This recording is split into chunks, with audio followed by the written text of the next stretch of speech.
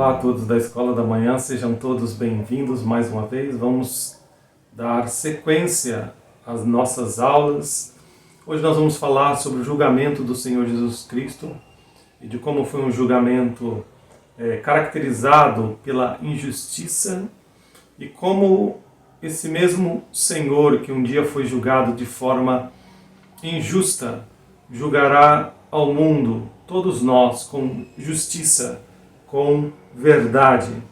Nós vemos aqui em Mateus, capítulo de número 26, vamos ler essa primeira passagem das Escrituras até o versículo de 1 ao 5. Diz assim a palavra do Senhor: E aconteceu que, quando Jesus concluiu todos estes discursos, disse aos seus discípulos: Bem sabeis que daqui a 2 dias é a Páscoa, e o Filho do Homem será entregue para ser crucificado. Então, os principais sacerdotes e os escribas e os anciões do povo reuniram-se na sala do sumo sacerdote, o qual se chamava Caifás, e consultaram-se mutuamente para com dolo, com engano, prenderem a Jesus e o matarem. Mas diziam: durante a festa, não durante a festa, para que não haja alvoroço entre o povo. Então nós vemos aqui esse relato do intento ou do conselho desses homens religiosos para prenderem ao Senhor Jesus Cristo e para o julgarem de forma, ele usa a expressão, o evangelista Mateus, dolo ou engano. E exatamente isso que é caracterizado o julgamento do Senhor Jesus Cristo. Dolo, engano. Ele foi um julgamento totalmente diferente do que nós estamos acostumados. O que nós estamos acostumados a ver em um julgamento? Nós temos o papel do juiz, o papel do acusado, da defesa, da acusação, dos jurados. É apresentado provas, é dado a oportunidade daquele acusado ter um advogado, alguém que defenda a sua causa, e é necessário que, para receber a sentença, ele seja realmente baseado nas acusações, baseado nas provas, ele realmente seja achado culpado. Mas não é o que nós vemos aqui. Primeiramente, eles prenderam Jesus na calada da noite porque eles tinham medo da multidão. Eles sabiam que se eles prendessem o Senhor durante o dia e o Senhor estivesse fazendo algum milagre, como sempre estava pregando o Evangelho da Graça Redentora e chamando as multidões para a salvação, eles seriam rechaçados, eles seriam de forma muito intensa, talvez, nós acreditamos,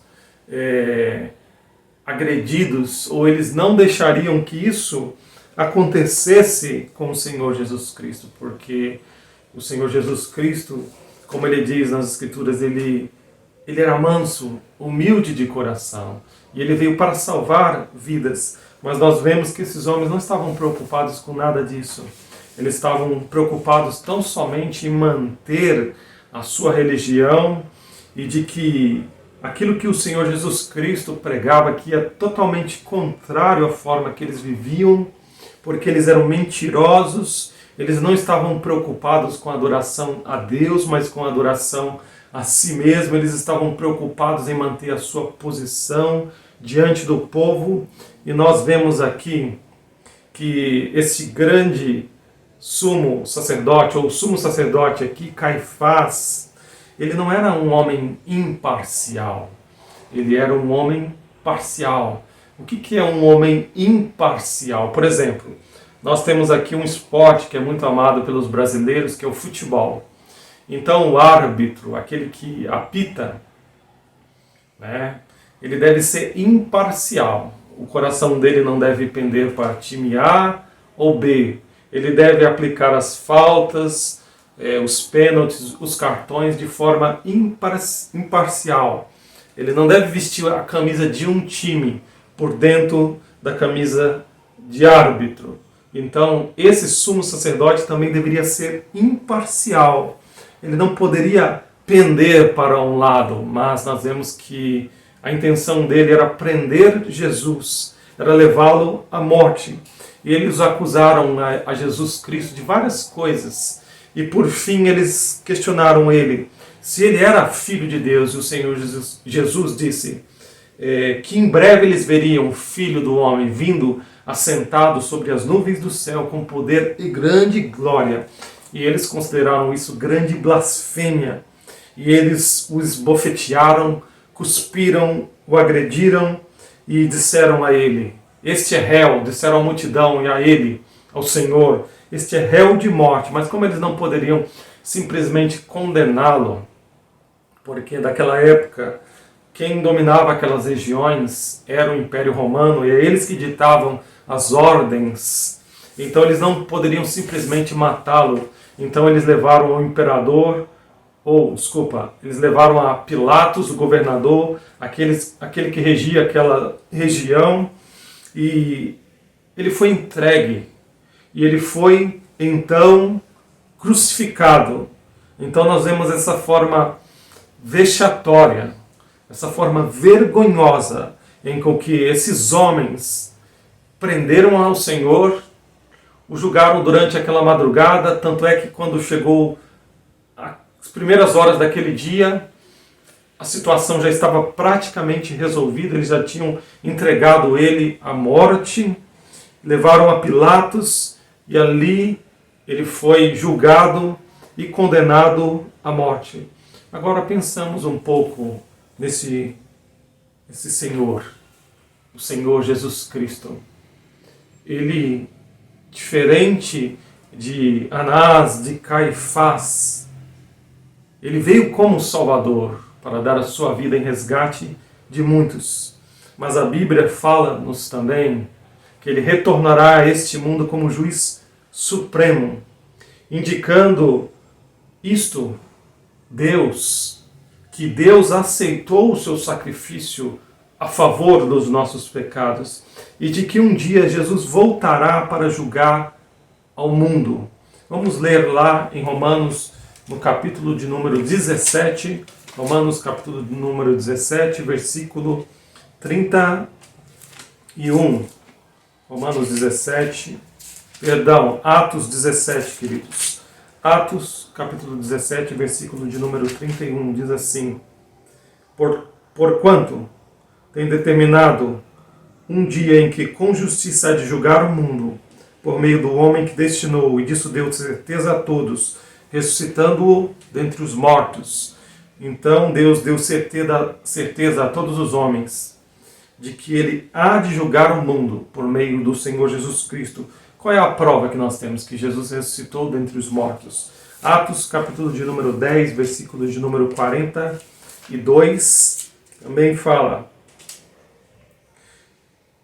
falando aqui, e nos mandou pregar ao povo e testificar que ele é que por Deus foi constituído juiz dos vivos e dos mortos.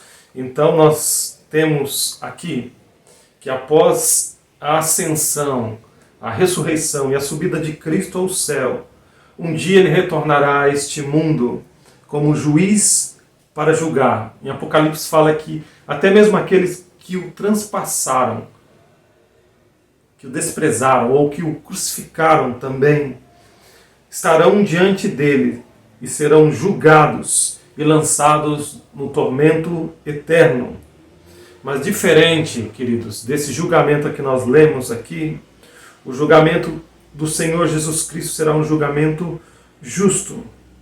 Além do mais, nós teremos a oportunidade de responder, de falar por nós mesmos, de nos defendermos.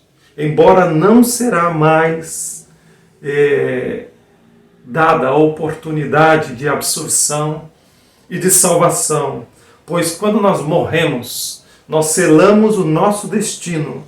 Se nós morremos sem Cristo, nós morremos condenados. Ficaremos, mesmo tendo a oportunidade, ficaremos sem fala e impossibilitados de dar desculpas a Ele. Então será um julgamento aberto na presença dos santos dos anjos do Senhor, mas nós não teremos o que falar, os nossos lábios estarão cerrados diante dele. E será um julgamento justo, o julgamento do Senhor Jesus Cristo, quando ele voltar. Não será baseado em pessoas mentirosas, em falsas acusações. Ele seguirá aquilo que foi determinado pelo próprio Deus. A Bíblia diz que no céu existem livros escritos com as nossas obras. Vamos ler Apocalipse de número 20, versículo 12, que fala a respeito de que esses livros serão abertos. Apocalipse, capítulo de número 20, fala que eles serão abertos.